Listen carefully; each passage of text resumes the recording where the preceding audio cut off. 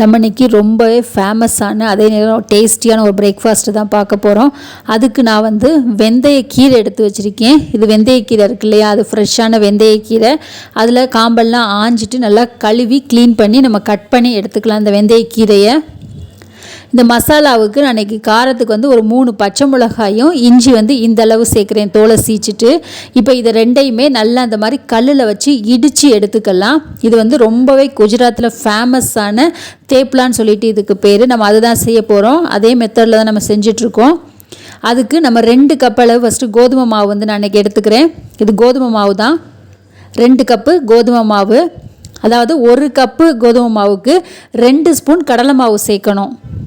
நம்ம இன்றைக்கி 2 cup சேர்த்ததுனால 4 spoon கடலை மாவு வந்து சேர்த்துக்கலாம் இது கூடவே.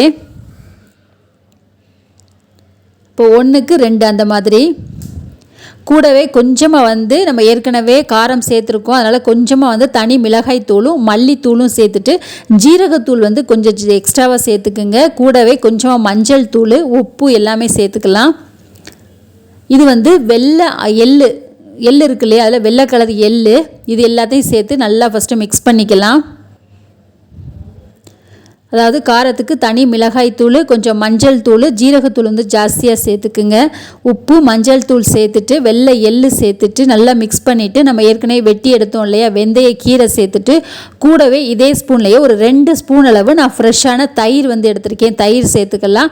அப்புறம் நம்ம ஏற்கனவே இடித்தோம் இல்லையா ஃபஸ்ட்டு பச்சை மிளகாயும் இஞ்சியும், அதை சேர்த்துட்டு நம்மளுடைய சமையல் எண்ணெய் இருக்குது பார்த்திங்களா, சமையல் எண்ணெய் வந்து நான் ஒரு 3 ஸ்பூன் அளவு மாவு பிசையிலே சேர்த்துக்கிறேன். சமையல் எண்ணெயும் சேர்த்துட்டு மாவு ஃபஸ்ட்டு இது எல்லாத்தையும் ஒன்றா சேர்த்து நல்லா பிசைஞ்சிடலாம். நம்ம அந்த எண்ணெய் சேர்த்துருக்கோம், கீரையிலே ஒரு ஈரப்பதம் இருக்கும், நம்ம கழுவி வெட்டி எடுத்ததுனால அந்த இஞ்சி பச்சை மிளகாய் இடித்து சேர்த்துருக்கோம். ஸோ அதெல்லாம் ஈரப்பதம் இருக்கும். அதெல்லாம் சேர்த்துட்டு தேவையானப்போ தண்ணி மட்டும் கொஞ்சம் தெளித்து நம்ம சப்பாத்தி மாவு எப்படி பிசைவோமோ அதே மாதிரி பிசைஞ்சிக்கணும். கொஞ்சம் சாஃப்டாக இருக்கணும், அதனால் ரொம்ப கெட்டியாக பிசைஞ்சிடாதீங்க, கொஞ்சம் வந்து தண்ணியாக இருக்கணும். இப்போ நீங்கள் தொட்டு பார்த்தீங்க மாவு எடுத்திங்கன்னா உங்கள் கையில் வந்து அந்த மாவு சிப்புன்னு ஒட்டணும், அந்த அளவுக்கு வந்து மாவு சாஃப்டாக இருக்கணும், கொஞ்சம் தண்ணியாக. இதை வந்து மூடி போட்டு ஒரு அரை மணி நேரம் நம்ம அப்படியே விட்டுறலாம். இது நல்லா வந்து ஊறிட்டுருக்கட்டும். இப்போ பாருங்கள் ஒரு அரை மணி நேரம் ஆயிடுச்சு. ஸோ இப்போ நான் வந்து தட்டில் வச்சுருக்கிறது, சின்ன தட்டில் வச்சுருக்கிறது கோதுமை மாவு தான் வச்சுருக்கேன். இப்போ ஒரு டைம் நல்லா இந்த மாதிரி எல்லாத்தையும் சேர்த்து மிக்ஸ் பண்ணி விட்டுறலாம். நம்ம தேய்க்கிறதுக்கு முன்னாடி பாருங்கள் ஏற்கனவே ரொம்ப ஒட்டுனுச்சு. இப்போ ஒரு அரை மணி நேரம் ஊற வச்சதுக்கப்புறம் ஒட்டுறது வந்து கொஞ்சம் கம்மியாக இருக்குது பார்த்திங்களா, அந்த இதெல்லாம் உறிஞ்சி இருக்குது, மாவு வந்து அந்த தண்ணியெல்லாம் உறிஞ்சி கொஞ்சம் கம்மியாயிருச்சு. இந்த மாதிரி பிசைஞ்சால் தான் நம்மளுக்கு வந்து அந்த தேப்பில் வந்து நல்லா சாஃப்டாக கிடைக்கும். உங்களுக்கு பிசையிலே ரொம்ப இதுவாக கல் மாதிரி பிசைஞ்சிங்க அப்படின்னா ரொம்ப அரை மணி நேரம் ஊற வைக்கல, ரொம்ப வந்து இறுகி போயிடும் மாவு.